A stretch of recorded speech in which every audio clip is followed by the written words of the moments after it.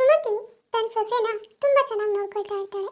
ಅವಳಿಗೆ ತನ್ನ ಸೊಸೆ ಅಂದ್ರೆ ತುಂಬಾ ಗೌರವ, ಅದಕ್ಕಿಂತ ಜಾಸ್ತಿ ತುಂಬಾ ಇಷ್ಟಪಡ್ತಾ ಇರ್ತಾಳೆ.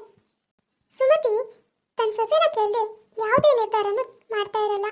ಸೊಸೆ ಅಂದ್ರೆ ಅಷ್ಟು ಇಷ್ಟಪಡ್ತಾ ಇರ್ತಾಳೆ. ಆದ್ರೆ ರಚನಾ ಮಾತ್ರ ತನ್ನ ಅತ್ತೆ ಕಂಡ್ರೇನೆ ಆಗ್ತಾ ಇರಲ್ಲ. ಯಾವಾಗ್ಲೂ ತನ್ನ ಅತ್ತೆ ಹತ್ರ ಜಗಳ ಮಾಡ್ತಾ ಇರ್ತಾಳೆ. ಎಷ್ಟೇ ಪ್ರೀತಿ ತೋರಿಸಿದ್ರು ಅದು ಅವಳಿಗೆ ಹಿಂಸೆ ಅನ್ಸೋ ಹಾಗೆ ಇರುತ್ತೆ. ಆದ್ರೆ ಸುಮತಿ ಮಾತ್ರ ತನ್ನ ಸೊಸೆ ಎಷ್ಟೇ ಸಿಟ್ಟು ಮಾಡ್ಕೊಂಡ್ರು, ಎಷ್ಟೇ ಬೇಜಾರು ಮಾಡ್ಕೊಂಡ್ರು ತನ್ನ ಸ್ವಂತ ಮಗಳನ್ನ ನೋಡ್ಕೊಂಡಷ್ಟು ಚೆನ್ನಾಗಿ ನೋಡ್ಕೊಳ್ತಾ ಇರ್ತಾಳೆ. ಯಾವುದೇ ರೀತಿ ಬೇಜಾರು ಮಾಡ್ಕೊಂಡಿರಲ್ಲ. ಅಮ್ಮ ರಚನಾ, ಟೈಮ್ ಆಯ್ತಲ್ಲಮ್ಮ, ಊಟ ಮಾಡುವಂತೆ ಬಾರಮ್ಮ. ಓಹೋ, ನನಗೆ ಊಟ ಹಾಕಿದ್ದಾರೆ ಅನ್ಸುತ್ತೆ ಅತ್ತೆ, ಅದಕ್ಕೆ ಟೈಮ್ ಆಯ್ತು ಬಾ ಊಟ ಮಾಡೋಣ ಅಂತ ಕರೀತಿದ್ದಾರೆ. ಒಳ್ಳೇದಾಯ್ತು, ನನಗೆ ಇವತ್ತಾದರೂ ಕೆಲಸ ತಪ್ಪುತ್ತೆ ಊಟ ಹಾಕೊಂಡು ಊಟ ಮಾಡೋದು. ಹಾ ಅತ್ತೆ, ಬಂದೆ. ರಚನಾ ಅತ್ತೆ ಊಟ ಹಾಕ್ತಾರೆ ಅನ್ನೋ ಖುಷಿಲಿ ಡೈನಿಂಗ್ ಟೇಬಲ್ ಹತ್ರ ಊಟ ಮಾಡಕ್ಕಂತ ಬರ್ತಾಳೆ. ಅತ್ತೆ, ನೀವಿನ್ನೂ ಊಟನೇ ಹಾಕಿಲ್ವಾ? ನಾನು ಊಟಕ್ಕೆ ಕರೆದ್ರಲ್ಲ, ಅದಕ್ಕೆ ಊಟನೇ ಹಾಕಿದ್ದಾರೆ ಇರಬೇಕು, ಮಾಡೋಣ ಅಂತ ಬಂದೆ. ನೀವು ನೋಡಿದ್ರೆ ಹಾಗೆ ಕುತ್ಕೊಂಡಿದ್ದೀರಾ. ಇಲ್ಲಮ್ಮ ರಚನಾ, ನನಗೂ ಸೇರಿಸಿ ಊಟ ಹಾಕ್ಬಿಡು, ಇಬ್ರು ಒಟ್ಟಿಗೆ ಊಟ ಮಾಡೋಣ. ಏನು, ನಿಮಗೂ ಸೇರಿಸಿ ಊಟ ಹಾಕ್ಬೇಕಾ? ಹೌದಮ್ಮ ರಚನಾ, ನಾನು ಊಟ ಮಾಡಿಲ್ಲ, ಅದಕ್ಕೆ ಅವಾಗಲೇ ಊಟ ಮಾಡೋಣ ಅಂತ ಹೋದೆ. ಆದರೆ ನೀನು ಊಟಕ್ಕೆ ಬಂದಿರಲಿಲ್ವಲ್ಲ, ನಂಗೆ ಯಾಕೋ ಊಟ ಮಾಡೋಕ್ಕೆ ಮನಸ್ಸೇ ಆಗಿಲ್ಲ. ಅದಕ್ಕೆ ನಿನ್ನ ಜೊತೆನೇ ಊಟ ಮಾಡೋಣ ಅಂತ ಸುಮ್ಮನೆ ಆದೆ. ಇವಾಗ ನನಗೂ ಸೇರಿಸಿ ಊಟ ಹಾಕು, ಇಬ್ರು ಒಟ್ಟಿಗೆ ಊಟ ಮಾಡೋಣ. ಅಯ್ಯೋ, ನನಗೆ ಯಾರಾದರೂ ಊಟ ಹಾಕಲಿ ಅಂತ ಕಾಯ್ತಾ ಇದ್ದೆ, ಆದರೆ ಇವರು ನನಗೆ ಊಟ ಹಾಕೊಂಬ ಅಂತಿದ್ದಾರೆ.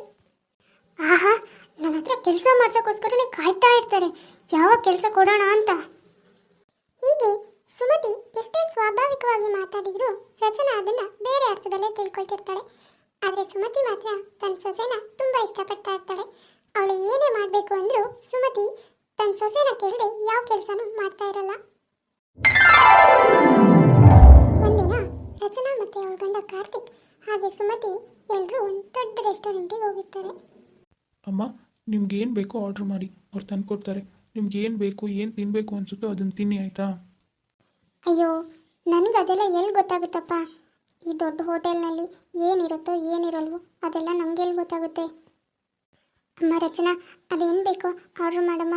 ನೀನು ಯಾವ್ದು ಆರ್ಡ್ರ್ ಮಾಡಿದ್ರು ನಾನು ತಿಂತೀನಿ, ನನಗೇನು ಅಭ್ಯಂತರ ಇಲ್ಲ. ಏನು, ನಾನು ಆರ್ಡ್ರ್ ಮಾಡಬೇಕಾ? ನಾನೇನು ಇವ್ರ ಸರ್ವೆಂಟಾ? ಎಲ್ಲ ಕೆಲಸನೂ ಓದಲ್ಲದಕ್ಕೂ ಮಾಡ್ಕೊಂಡು ಹೋಗೋಕ್ಕೆ? ರಚನಾ, ಯಾಕೆ ಹೀಗೆಲ್ಲ ಮಾತಾಡ್ತಿದ್ಯಾ? ನಿನ್ಗಾಗಿಲ್ಲ ಅಂದರೆ ನಾನೇ ಮಾಡ್ತೀನಿ ಆರ್ಡರ್ನ. ಅಷ್ಟಕ್ಕೂ ಇಷ್ಟು ಚಿಕ್ಕ ವಿಷಯಕ್ಕೆ ಯಾಕೆ ಇಷ್ಟೆಲ್ಲ ರಂಪ ಮಾಡ್ತಿದ್ಯಾ? ಅಷ್ಟು ಸಿಟ್ಟು ಮಾಡ್ಕೊಳ್ಳೋ ಅವಶ್ಯಕತೆ ಇದೆಯಾ? ಸ್ವಲ್ಪ ಸುಮ್ಮನೆ ಇರು. ಫುಡ್ ಆರ್ಡರ್ ಮಾಡಿ 3 ಜನ ಊಟ ಮಾಡ್ತಾ ಇರ್ತಾರೆ. ಆದರೆ ಸುಮತಿ ಮಿಸ್ ಆಗಿ ಮೈ ಮೇಲೆ ನೀರು ಚೆಲ್ಕೊಳ್ತಾಳೆ. ಆದರೆ ಇದನ್ನ ನೋಡಿ ರೆಸ್ಟೋರೆಂಟ್ನಲ್ಲಿರೋರೆಲ್ಲರೂ ನಗ್ತಾ ಇರ್ತಾರೆ. ಇದನ್ನೆಲ್ಲ ನೋಡಿ ರಚನೆಗೆ ಅತ್ತ ಮೇಲೆ ತುಂಬ ಸಿಟ್ಟು ಬರುತ್ತೆ. ನೋಡಿದ್ರೇನ್ರಿ ನಿಮ್ಮಮ್ಮನ? ನಾನು ಅಷ್ಟು ಸಲ ಹೇಳಿದೆ ಬೇಡ ಬೇಡ ಕರ್ಕೊಂಡು ಹೋಗೋದು ಬೇಡ ಅಂತ. ಆದರೆ ನೀವು ಒಬ್ಬರೇ ಇರಬೇಕು, ಪಾಪ ಅಮ್ಮ ಒಬ್ಬಳೇ ಇರಬೇಕು ಅಂತ ಕರ್ಕೊಂಡ್ಬಂದ್ರಿ. ಇವಾಗ ನೋಡಿ ಎಲ್ಲರೂ ಎದುರಿಗೂ ಮರ್ಯಾದೆ ತೆಗೆದು ನೆಟ್ಟು ಊಟ ಮಾಡೋಕ್ಕೂ ಬರಲ್ಲ ನಿಮ್ಮಮ್ಮಗೆ. ಹಳ್ಳಿ ಗಮಾರಿ ಥರ ಮಾಡ್ತಾರೆ. ನಿಮ್ಮಮ್ಮನಂತವರಿಗೆ ಮನೆನೇ ಕರೆಕ್ಟು, ಈ ರೆಸ್ಟೋರೆಂಟ್ ಎಲ್ಲ ಕರೆಕ್ಟ್ ಆಗಲ್ಲ ಅವರಿಗೆ. ಮನೇಲಿ ಅಲ್ಲಿ ಮುಸ್ರೆ ಇದ್ದ ಜಾಗದಲ್ಲಿ ಕುತ್ಕೊಂಡು ಊಟ ಮಾಡ್ತಾರೆ ನೋಡಿ, ಅದೇ ಕರೆಕ್ಟು. ಅದು ರಚನಾ, ಗೊತ್ತಾಗಿಲ್ಲಮ್ಮ, ಗೊತ್ತಾಗದೆ ಚೆಲ್ಕೊಂಡ್ಬಿಟ್ಟೆ. ಅಮ್ಮ, ಹೋಗ್ಲಿ ಬಿಡು, ನೀನು ಬೇಜಾರು ಮಾಡ್ಕೋಬೇಡ, ಏನಾಗಲ್ಲ. ಏನೋ ಗೊತ್ತಾಗದೆ ಆಯಿತು ಬಿಡು. ನೀಟಾಗಿ ಊಟ ಮಾಡಿದ್ರೆ ಸರಿ ಆಗ್ತಿತ್ತು.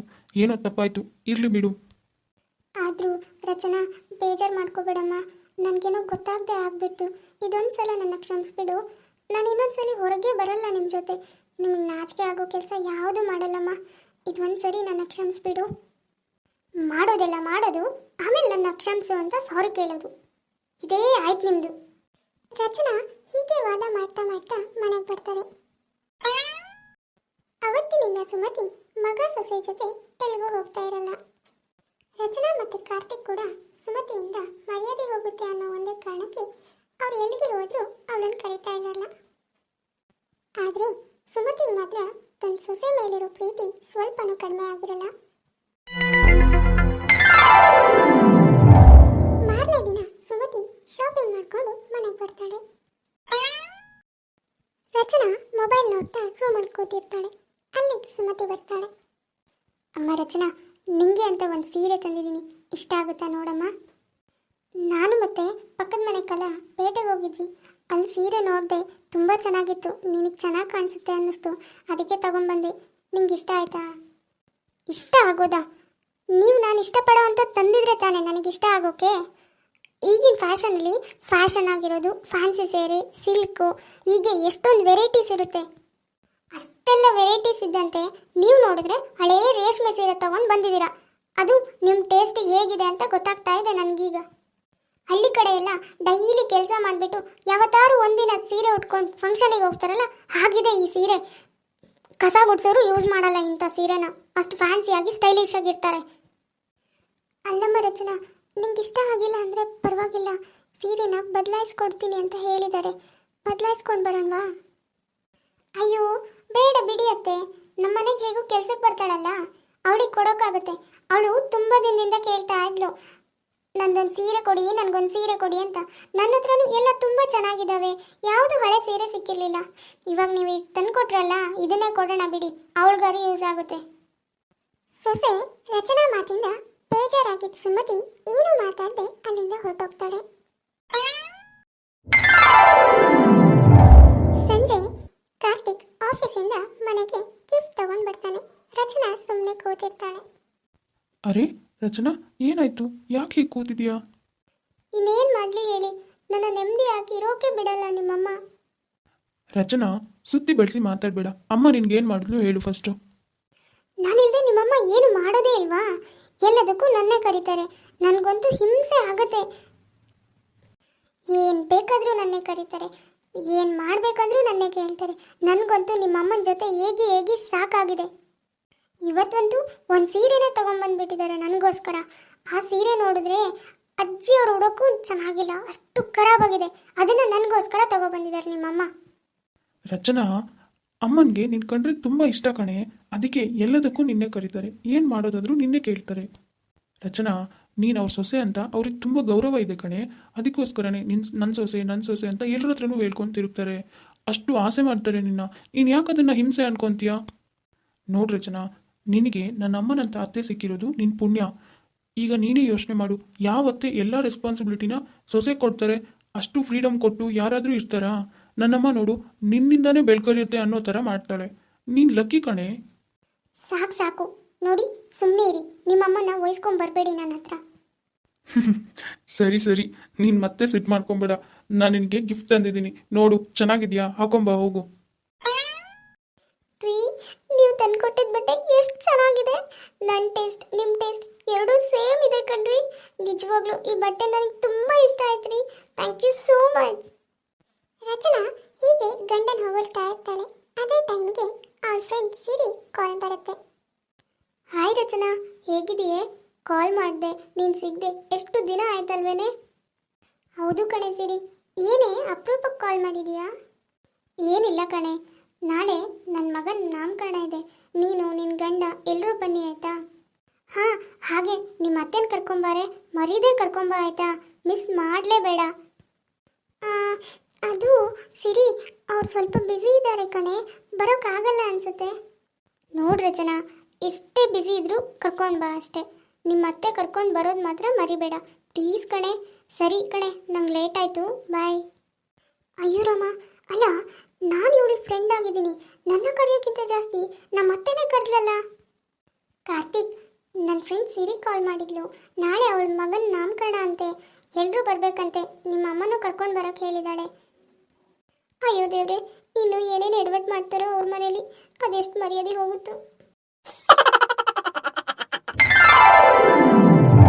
ಮಾರನೇ ದಿನ ರಚನಾ, ಕಾರ್ತಿಕ್, ಸುಮತಿ 3 ಜನನು ಸಿರಿ ಮನೆಗೆ ಬರ್ತಾರೆ. ಆಂಟಿ ಹೇಗಿದ್ದೀರಾ? ಚೆನ್ನಾಗಿದ್ದೀರಾ? ನೀವೆಲ್ಲಿ ಬರಲ್ವೋ ಅಂತ ನಾನಂತೂ ತುಂಬ ಟೆನ್ಷನ್ ಮಾಡ್ಕೊಂಡಿದ್ದೆ.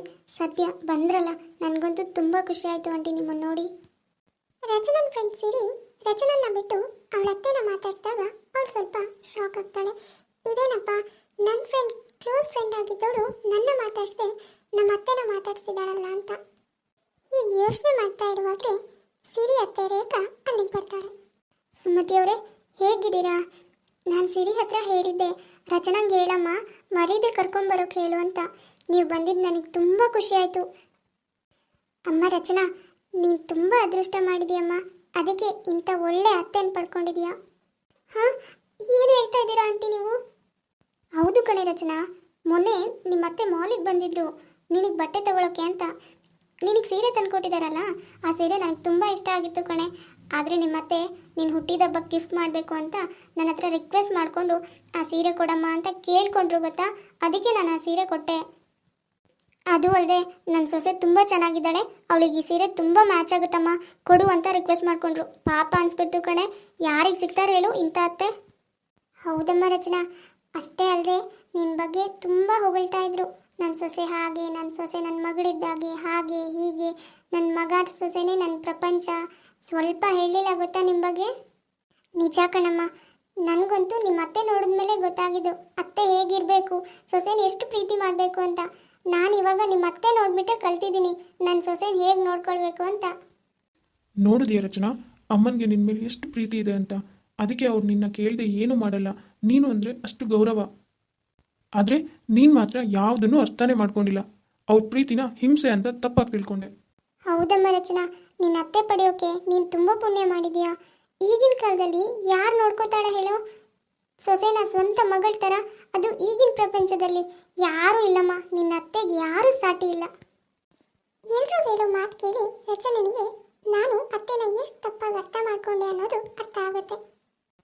ಹೌದು ಅತ್ತೆ, ನಾನು ನಿಮ್ಮನ್ನ ತುಂಬ ಅಪಾರ್ಥ ಮಾಡ್ಕೊಂಡ್ಬಿಟ್ಟೆ. ನಿಮ್ಮ ಪ್ರೀತಿನ ಹಿಂಸೆ ಅನ್ಕೊಂಡೆ. ಸಾರಿ ಅತ್ತೆ, ನನ್ನ ಕ್ಷಮಿಸ್ಬಿಡಿ. ಇನ್ನು ನಿಮ್ಮನ್ನ ನನ್ನ ಅಮ್ಮನ ಥರನೇ ನೋಡ್ಕೊಳ್ತೀನಿ. ಯಾವತ್ತೂ ಹೀಗೆ ಮಾಡಲ್ಲ ಅತ್ತೆ, ದಯವಿಟ್ಟು ಕ್ಷಮಿಸ್ಬಿಡಿ. ರಚನಾ, ಹೀಗೆಲ್ಲ ಮಾತಾಡಬಾರ್ದು ಮಗಳೇ. ನನಗೆ ಅಂತ ಯಾರಿದ್ದಾರೆ ಹೇಳು? ನೀವೇ ಇಬ್ರು ತಾನೇ, ನೀವೇ ನನ್ನ ಪ್ರಪಂಚ. ನೋಡಿದ್ದಲ್ಲ ವೀಕ್ಷಕರೇ, ಇವತ್ತಿನ ನಮ್ಮ ವಿಡಿಯೋ ಸ್ವಲ್ಪನಾದರೂ ಇಷ್ಟ ಆಗಿದ್ರೆ ಪ್ಲೀಸ್ ನಮ್ಮ ಚಾನಲ್ನ ಸಬ್ಸ್ಕ್ರೈಬ್ ಮಾಡ್ಕೊಳ್ಳಿ, ಲೈಕ್ ಮಾಡಿ, ಕಮೆಂಟ್ ಮಾಡಿ ಆ್ಯಂಡ್ ಶೇರ್ ಮಾಡಿ. ಸರಿ ವೀಕ್ಷಕರೇ, ನಾನಿನ್ನ ಹೊರಡ್ತೀನಿ. ನೆಕ್ಸ್ಟ್ ವಿಡಿಯೋದಲ್ಲಿ ಮತ್ತೆ ಸಿಗೋಣ.